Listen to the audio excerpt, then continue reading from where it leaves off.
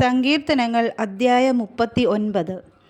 നാവുകൊണ്ട് പാപം ചെയ്യാതിരിപ്പാൻ ഞാൻ എൻ്റെ വഴികളെ സൂക്ഷിക്കുമെന്നും ദുഷ്ടൻ എൻ്റെ മുമ്പിൽ ഇരിക്കുമ്പോൾ എൻ്റെ വായ് കടിഞ്ഞാണിട്ട് കാക്കുമെന്നും ഞാൻ പറഞ്ഞു. ഞാൻ ഉരിയാടാതെ ഊപനായിരുന്നു, നന്മയെ ഗണ്യമാക്കാതെ മൗനമായിരുന്നു. എൻ്റെ സങ്കടം പൊങ്ങി വന്നു, എൻ്റെ ഉള്ളിൽ ഹൃദയത്തിന് ചൂട് പിടിച്ചു, എൻ്റെ ധ്യാനത്തിങ്കൽ തീ കത്തി. അപ്പോൾ ഞാൻ നാവെടുത്ത് സംസാരിച്ചു.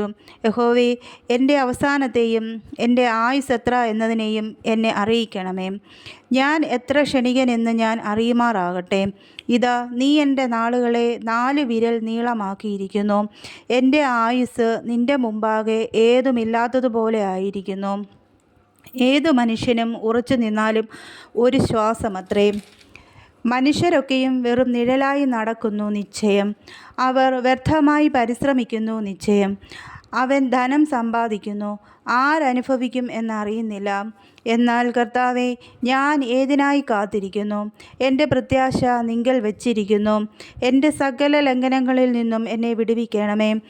എന്നെ ഭോഷൻ്റെ നിന്നയാക്കി വയ്ക്കരുതേ. ഞാൻ വായ് തുറക്കാതെ ഊമനായിരുന്നു, നീയല്ലോ അങ്ങനെ വരുത്തിയത്. നിൻ്റെ ബാധ എങ്കിൽ നിന്ന് നീക്കണമേ. നിൻ്റെ കൈയുടെ അടിയാൽ ഞാൻ ക്ഷയിച്ചിരിക്കുന്നു. അകൃത്യം നിമിത്തം നീ മനുഷ്യനെ ദണ്ഡനങ്ങളാൽ ശിക്ഷിക്കുമ്പോൾ നീ അവൻ്റെ സൗന്ദര്യത്തെ പുഴുപോലെ ക്ഷയിപ്പിക്കുന്നു. ഏതു മനുഷ്യനും ഒരു ശ്വാസമത്രയാകുന്നു. യഹോവേ, എൻ്റെ പ്രാർത്ഥന കേട്ട് എൻ്റെ അപേക്ഷ ചെവിക്കൊള്ളണമേ. എൻ്റെ കണ്ണുനീർ കണ്ട് മിണ്ടാതിരിക്കരുതേ.